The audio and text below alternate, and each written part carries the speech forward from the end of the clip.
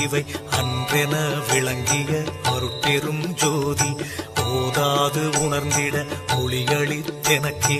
ஆதாரமாகிய அருட்பெரும் ஜோதி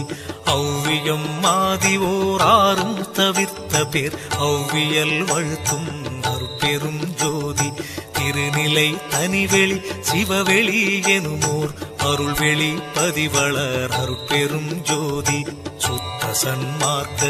சுகத்தனி வெளி எனும் அத்தகை சிற்சபை அருட்பெரும் ஜோதி சுத்தமே ஞான சுகோதய வெளியனும் அத்து விதச்சபை அருட்பெரும்